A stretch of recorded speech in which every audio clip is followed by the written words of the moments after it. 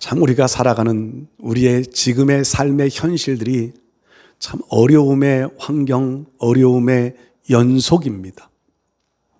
질병으로 인한 아픔들이, 코로나로 인한 고통들이 지금 수년째 이렇게 이어져 가고 앞으로도 언제까지 이어질지도 알지 못하는 정말 어려운 이런 시대에 살고 있습니다.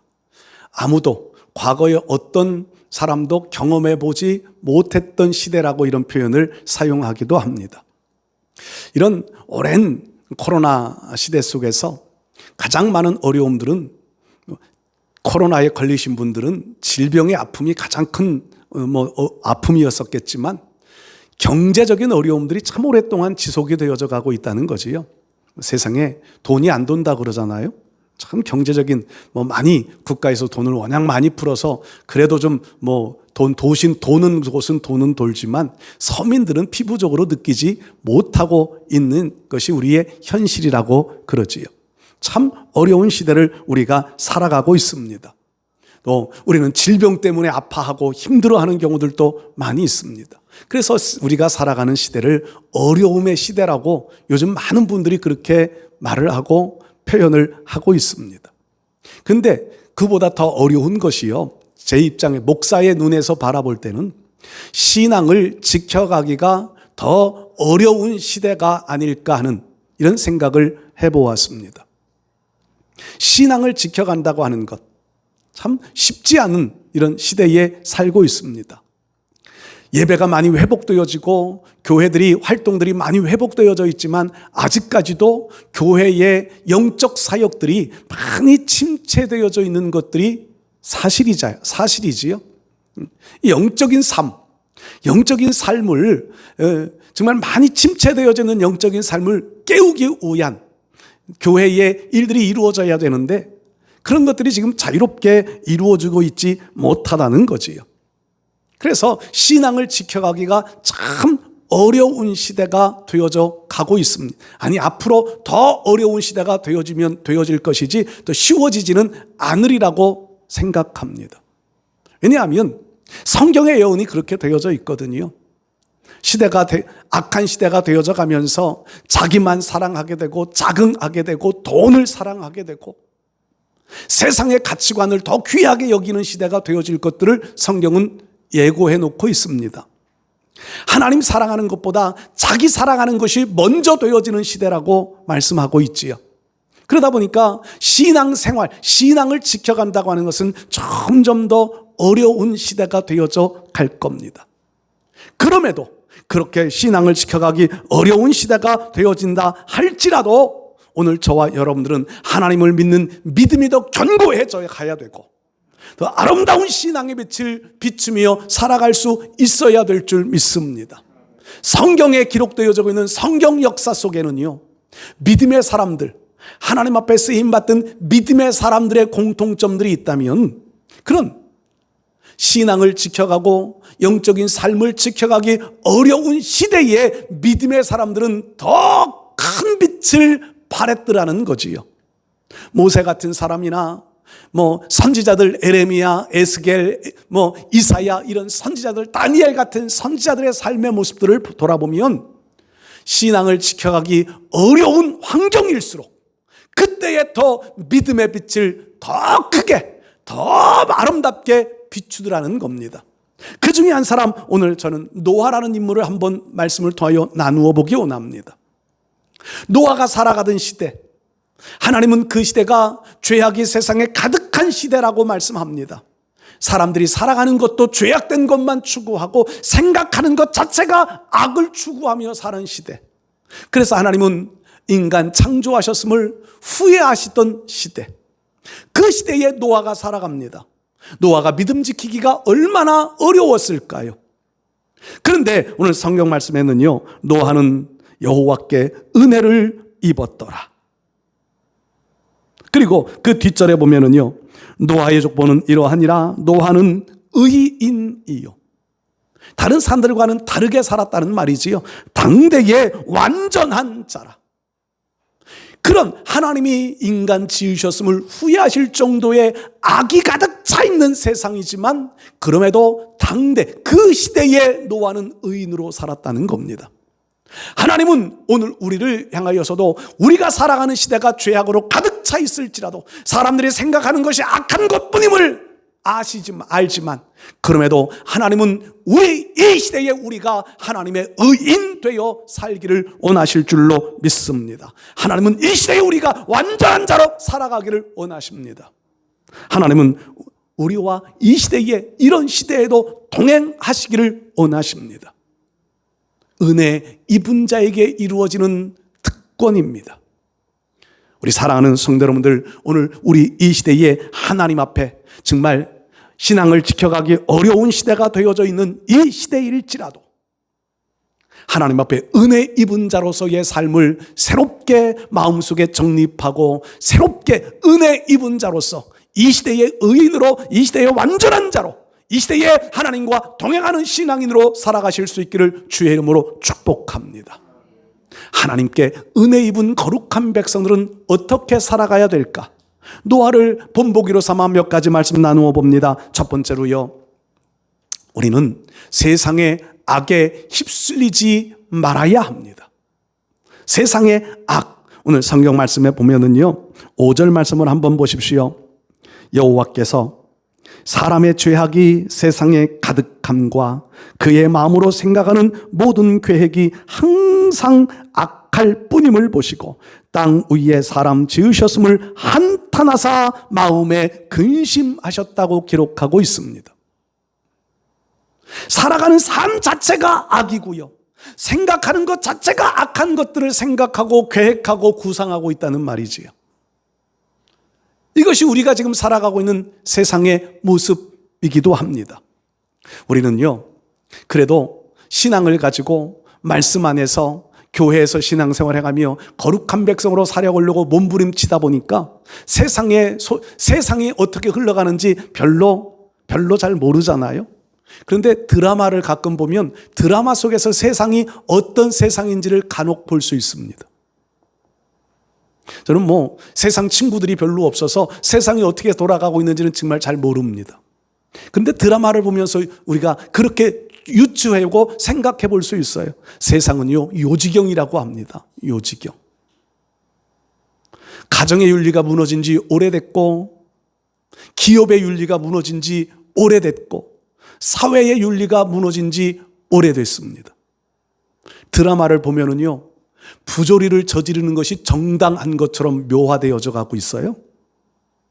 부조리, 비리를 저지르는 것이요, 그게 당연한 거예요. 그렇게 안 하면 그 직장 안에 발을 못 붙여요. 이게 드라마의 주제더라고요.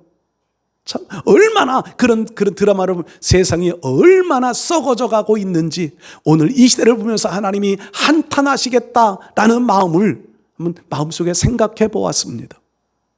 여러분, 우리가 살아가는 세상이요, 요지경 같은 세상, 믿음 지키기 정말 어려운 세상입니다.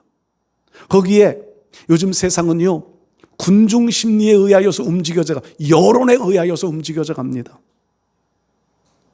아무리 잘못을 저질렀어도요, 여론에서 그것을 합리화시켜 주면 군중들이 그것을 그렇게 아름답게 묘사해서 죄가 아닌 것처럼 묘사해서 갑니다.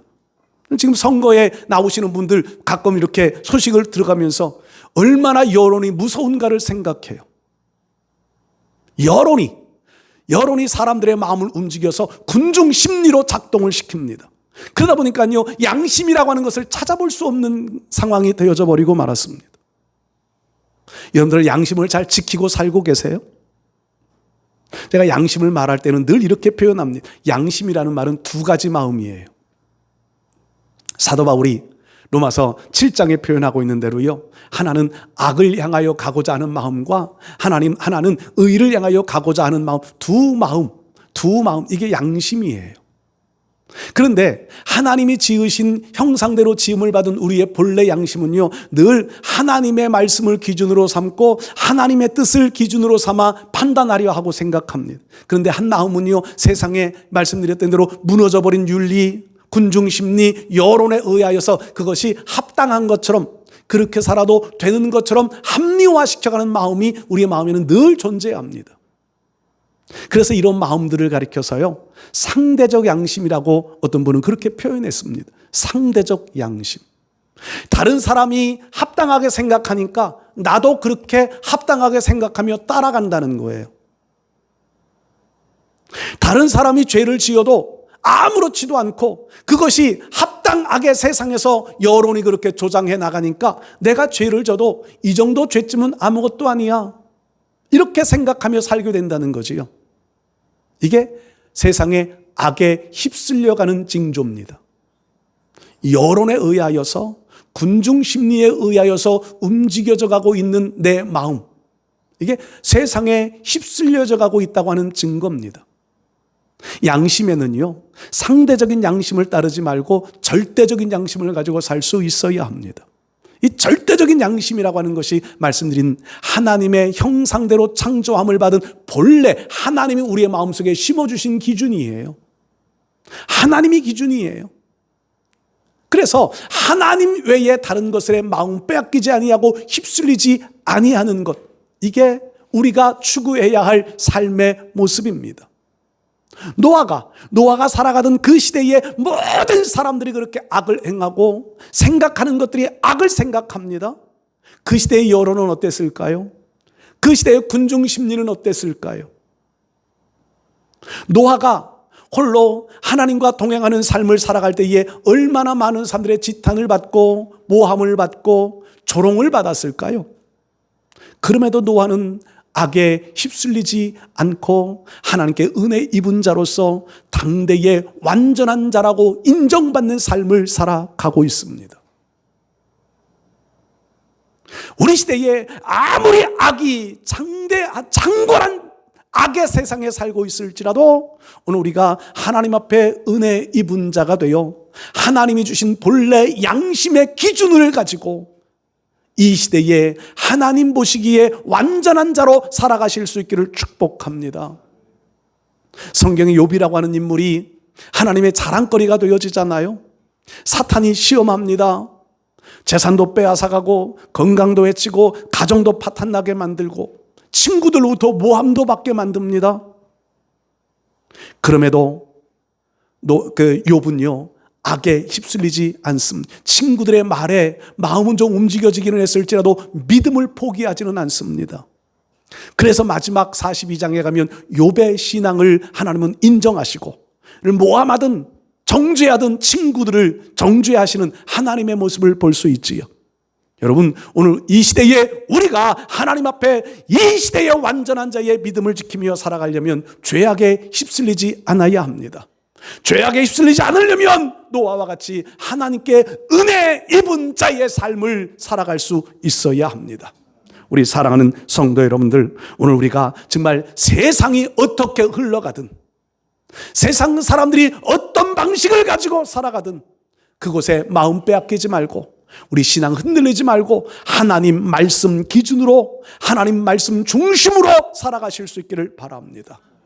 은혜 입은 자로서의 증거를 드러내면서 악에 휩쓸려 같이 악을 범하고 같이 부조리 속에 휩쓸리지 말고 같이 악한 생각 공모하지 말고 오직 하나님 뜻을 찾아서 하나님 중심의 삶을 잘 살아가는 저와 여러분들 되실 수 있기를 축복합니다. 두 번째로요, 하나님께 은혜 입은 자로서의 우리가 살아가는 이 시대는요, 죄는 미워할지라도 사람은 사랑하며 살아갈 수 있어야 합니다. 죄는 미워해라. 그러나 사람은 사랑해라. 노아의 삶이 그랬다는 겁니다. 노아가 살아가는 시대, 노아가 홀로 하나님과 동행하며 삽니다. 당대 완전한 자, 의인으로 살았다면 사람들과 같이 어울리지 못했을 거예요. 제가 TV에서 노아라고 하는 영화를 2번을 봤습니다. 2번. 성경적인 어떤 흐름과 성경적인 어떤 내용과는 좀 배치되어지는 모습들도 많이 있는데 거기에 그런 내용들이 나와요. 노아가 사람들과 함께 어울리지를 못합니다. 홀로 고민하면서 아내와 둘이 사는 거예요. 아내와 둘이 살면서 악에 휩쓸리지 않기 위하여서 하나님의 뜻을 늘 추구하고 하나님의 의를 늘 생각합니다. 그 아버지 무두셀라에 관한 내용도 거기에 나오더라고요. 무두셀라, 할아버지인가? 할아버지. 무두셀라도 거기 나오는데 무두셀라가 동굴 속에서 살아요. 그 영화상에 보면 무두셀라가 동굴 속에서 살면서 하나님의 뜻을 찾아요. 근데 무두셀라는 하나님의 뜻을 깨닫지를 못하고 노아가 깨달아요. 하나님이 심판하신다고 하는 하나님의 계획을 깨달아요. 그래서 이것이 무슨 의미일지를 몰라 무두셀라에게 동굴 속으로 찾아가서 그 과정들이 굉장히 험난한 과정들을 또 겪어가면서 찾아가서 도움을 구하기도 해요. 무두셀라가 하나님이 하실 일이라면 너는 그 뜻에 맞추어 해야 한다. 그래서 방주를 짓기 시작해요. 제가 언젠가도 말씀드렸지만 노아 시대에는요, 비라고 하는 개념이 별로 없었던 시대입니다. 비라고 하는 개념이 없고 홍수라고 하는 개념이 전혀 없어요. 배라고 하는 개념이 전혀 없습니다. 왜냐하면 하나님이 창조해 놓으신 완전한 세계였거든요. 궁창이 둘러있어 오존층이 전혀 없어요. 그냥 햇빛은 있어도 해낼 수 있는 자외선이 없어요. 노아 시대에는요, 자연이요, 하나님이 창조해 놓으신 본래 모습이었습니다. 타락한 사람들로 인하여 땅이 저주받아 가시 엉겅퀴를 내기는 했지만 창조의 본래의 모습을 가지고 있었습니다. 근데 하나님이 어느 날 방주를 지으라. 규모가 엄청나잖아요. 170m의 배. 요즘 항공모함은 그보다 좀 더 크겠지요. 170m의 배를 만듭니다. 얼마나 많은 재료, 지금같이 좋은 용접 기술이 있었을까요? 좋은 기계들, 전기톱이 있고, 대패가 있고 이런 게 있었을까요?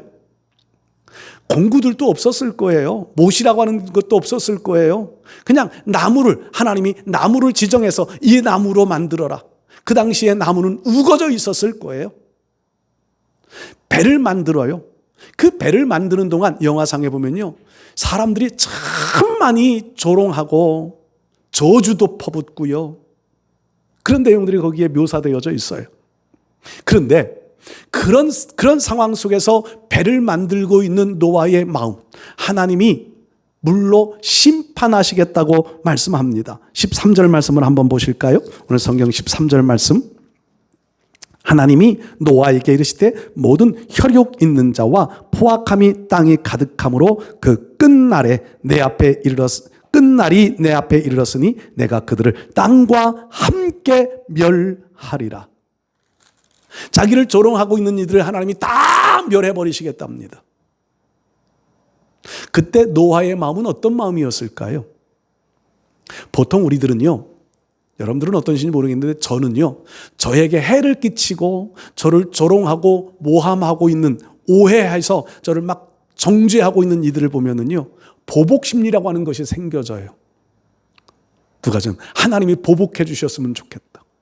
그러다가 제가 입을 이렇게 붙잡기도 하고 막 그런 저주 이런 생각이 들어서 머리를 이런 일들도 있기도 할 정도로요, 보복심리가 우리 인간의 마음에는 그런 마음들이 대부분 자리 잡고 있습니다. 보복하고 싶은 마음. 근데 노아도 물론 그런 마음이 완전히 없지는 않았을 거예요. 너무 힘들게 하니까. 그런데 베드로전서 2장 말씀 보면은요, 노아를 향한 기록을 이렇게 기록합니다. 의를 전파하는 노아. 의를 전파하는 노아. 의를 전파했다고 하는 것이 무슨 의미일까? 해석을 찾아보니까는요, 노아가 방주 짓느라고 바쁘고 분주할 텐데, 그럼에도 그 바쁘고 분주한 상황 속에서도 하나님의 심판이 다가오고 있다고 사람들에게 외쳤다는 겁니다. 의를 전파하는 노아라는 표현을 그렇게 해석해 놓고 있습니다. 베드로전서는 2장에도 그런 내용이 있고 3장에도 그런 내용이 있어요. 하나님의 의를 전파하는 노아. 자기를 괴롭게 하고 자기를 조롱하고 자기를 향하여서 정말 미운 마음 가지고 대적하고 있는 그들이지만 그들의 마음속에 있는 죄는 미워했어도 그들을 향하여서는 하나님의 심판이 있을 것이라고 구원을 받아야 한다고 의를 전했다는 겁니다. 이것이 예수님의 마음 아니었을까요? 예수님의 마음. 예수님은 이 땅 위에 오셔서요, 죄는 참 미워하셨습니다. 회칠한 무덤 같다고, 독사의 자식들이라고 바리새인들이 가지고 있는 죄를 향하여서 그렇게 지적하고 그렇게 책망하셨습니다. 근데 예수님은 이렇게 말씀하잖아요. 내가 이 땅 위에 온 것은 죄인을 구원하러 오셨다고 말씀합니다. 그래서 자기 죄가 죄인 줄을 고백하는 이들을 향하여서는요, 예수님이 그 어떤 사람도 외면하지 않으셨습니다. 자기 죄를 죄인 줄 알고 고백하게 만드는 일을 이루시던 주님이 그 죄를 고백하며 인정하는 사람들은요, 누구나 사랑으로 가슴에 안아주셨습니다. 누구나 구원의 자리로 이끌어 가셨습니다. 삭개오 같은 사람, 그 사회에서는 죄인이었습니다. 그런데 예수님은 자기가 예수님 만나고 싶어하는 삭개오를 찾아가시고 삭개오 이름을 불러주시고 그 집에 들어가시고 이가 진짜 이 아브라함의 자손이라고 하는 인정을 해주십니다. 사마리아 수가성에 있던 한 여인, 남편만 5이래잖아요. 그런데 유대 사회에서는 그가 죄인입니다. 아니, 사마리아 성에서도 그는 죄인입니다. 생활을 자유롭게 하지 못합니다. 그런데 예수님은 그에게 찾아가시고 그에게 말씀하시고 그 여인으로부터 내가 보니 당신은 선지자십니다. 메시아로 고백을 받고 그 여인을 구원하십니다. 여러분, 죄인은 사랑할 수 있어야 돼요. 우리가 살아가는 시대에 우리 주변의 모든 사람들은 의인은 없나니 하나도 없는 시대, 모든 사람이 죄를 범하여 하나님의 영광에 이르지 못하는 삶을 살아가는 이런 사람들, 그러나 그들을 향하여서 우리도 노아와 같이 하나님의 의를 전할 수 있는 믿음의 사람, 이게 은혜 입은 사람의 삶의 모습입니다. 우리 사랑하는 성도 여러분들, 나를 좀 미워하고 나를 좀 대적하고 나와 좀 대립 갈등이 있을지라도요, 그 안에 역사하는 사단은 미워해도 그 사람은 끝까지 사랑하실 수 있기를 축복합니다. 이게 예수님의 정신이에요. 예수님의 마음입니다. 우리 예수님의 마음 닮아서 끝까지 서로 사랑할 줄 아는 믿음의 은혜 입은 자들이 되어주실 수 있기를 축복합니다. 세 번째로요, 은혜 입은 삶은요, 새 창조의 역사를 이룰 줄 알아야 합니다. 새 창조. 노아가 방주를 짓는 것은 조롱거리였을 것이고 비웃음거리였겠지만은요, 하나님의 계획은 노아를 통하여 새로운 역사를 열어가실 것을 기대하셨습니다. 노아가 방주를 완성해 갑니다. 노아의 생각 속에 방주를 짓는다고 하는 소식을 들은 사람들도 노아의 행동이 도저히 이해가 되지 않았을 거예요. 비라고 하는, 홍수라고 하는 개념도 모르고 배라고 하는 개념도 모르는데 저거 뭐에 쓰는 물건일꼬, 아마 그랬을 겁니다. 그러나 노아는 말씀대로, 하나님의 명령대로 배를 짓습니다. 그래서 마지막 부분에 보면요, 노아가 하나님이 명하신 대로 다 준행하였더라. 6장 마지막 부분, 7장에도 그런 내용들이 기록되어 다 준행하였더라. 여러분, 노아가 방주를 지을 때 노아는 하나님이 명령하신 것이 잘 이해가 됐었을까요? 합리적인 이해가 됐을까요? 노아의 지식적으로 다 이해가 됐을까요? 저는요, 노아가 절대 이해되지 못했을 거라 생각합니다. 홍수라는 개념, 홍수라고 하는 것을 한 번도 경험해 보지 못했어요. 배라고 하는 것을 한 번도 구경해 본 적이 없어요. 오늘 우리 시대에, 코로나 시대에 살아가는 우리의 현실이 아무도 경험해 보지 못한 시대를 살아가는 것처럼 노아도 그랬습니다. 그런데 그때 하나님이 말씀하시니까 합리적으로 이해가 되어지지 않아도, 지식적으로 자기가 잘 받아들일 수가 없을지라도 하나님이 말씀하신 것이기 때문에 하나님의 말씀에 그냥 순종하는 겁니다. 노아의 머릿속에 배를 어떻게 만들겠다 구상이 있었을까요? 전혀 없었습니다. 배라고 하는 개념이 없으니까, 공부가 없으니까. 그러나 하나님께서요, 그 노아의 방주를 만드는 내내 모든 기간 동안 하나님은 간섭하셔서 지혜도 주셨을 것이고 거기에 하나님의 사람들도 붙여주셨으리라고 저는 생각합니다. 그 노아라고 하는 영화에 보면 거인족들이, 보면 네피림, 앞에 보면 네피림들이 나오잖아요. 그 네피림을 거인족이라고 그러는데요. 그 거인족들이 하늘에서 내려온 저주받은 뭐 이런 표현으로 사용해가지고 그 사람들이 방주 짓는 일을 돕더라고. 노아라는 그 영화 속에서는요. 그랬을지 안 그랬을지는 잘 모르겠지만 어쨌든 하나님께서는요 여러 가지 모양으로 노아가 방주 짓는 일들을 간섭하셨을 거예요. 그리고 마지막 결론은요 노아가 하나님이 명령하신 대로 준행했다는 결론을 내놓고 있습니다. 그것으로 끝이었을까요? 여러분, 하나님 말씀하신 대로 순종한 결과는요 노아의 가족 8사람이 구원함을 받습니다. 자녀들이 언제 결혼을 해서 언제 8명이 됐는지는 잘 모르겠어요. 근데 세 자녀가 결혼을 하고 아내를 얻습니다. 그 노아라는 그 영화에 보면 마지막에 가서 막내 아들을 그 애인이, 결혼하지 않은 애인이 그 방주로 들어와서 함께 구원함을 받는 이런 내용이 이렇게 설정으로 표현되어지고 있던데요. 여러분, 어쨌든요 세상은, 하나님이 악한 세상은 심판하셨지만 그 속에 노아와 그 가족들은 구원해 주셨습니다. 구원해 주신 것으로 끝이 아니고요 1년여가 넘는 동안 물이 세상에 가득 차 있었습니다. 380일, 70 며칠 동안 물이 가득 차 있습니다. 그리고 물이 제거되어지고 난 이후에 노아와 그 가족들은 세상으로 나옵니다. 그때 이 땅 위에는 인류가 생존해 있었을까 없었을까? 성경대로 말씀드리면 아무도 없습니다. 아무도 없습니다. 아마 홍수 기간 동안에는요 사람들이 살기 위하여서 산속으로, 동굴 속으로 많이 피신 갔을 거예요.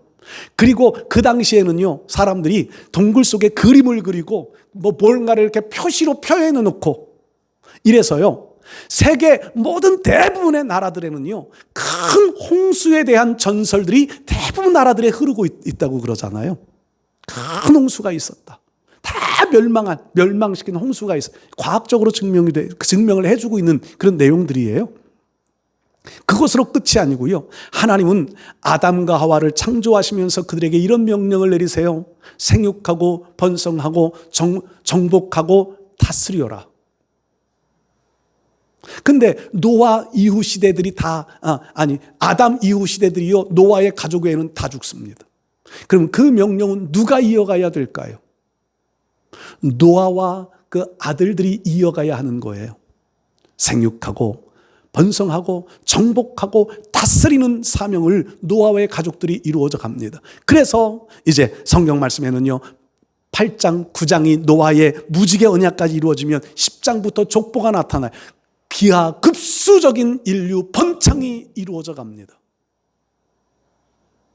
세계사에 찾아볼 수 없는 인류 번창이 이루어져 갑니다. 그게 누구를 통하여? 노아와 그 가족들을 통하여 이루어가는 겁니다. 아담이 구원의 역사를 실패했다면 노아는요 구원 역사를 중간 성공이라고 말할 수 있어요. 물론 예수님이 제2의 아담이라고 성경은 표현해 놓고 있지만 새 역사를 이어가는 주역으로 노아가 쓰임 받았다는 겁니다. 여러분, 오늘 우리가 이 말씀을 보면서 우리도 이런 각오를 다짐해 봐야 합니다.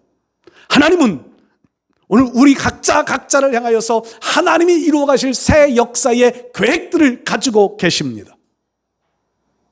그 계획은, 어떤 계획은 큰 계획일 수도 있지만 어떤 계획은 우리 편에서 볼 때 작아 보이는 계획일 수도 있을 거예요. 그러나 그것이 중요한 것이 아니라 우리가 은혜 입은 자가 되어 하나님의 계획을 실현해 갈 수 있는 사람들이 될 수 있어야 한다는 겁니다. 노아가 하나님의 인류 구원의 역사를 이루어가는 계획을, 그 새 창조의 역사를 이루어갔던 계획을 노아가 완전히 이루어가던 삶을 살았던 것처럼 오늘 우리들도 우리를 향하여서 가지고 계신 하나님의 계획이 이룰 수 있는 삶, 은혜 입은 자만이 이루어갈 수 있는 삶입니다. 우리 사랑하는 성도 여러분들, 이 시대가 살아가기 어려운 시대라고 아무리 말을 해도 하나님은 우리를 통하여 이루어 가실 계획들을 준비해 놓고 계십니다. 그 일을 이루기 위해서는 우리에게 반드시 요구되어지는 것이 순종입니다. 철저한 순종입니다. 완전한 순종입니다. 하나님의 말씀에 순종하는 이들을 통하여 하나님은 하나님의 역사를 새롭게 이루어 주실 줄 믿습니다.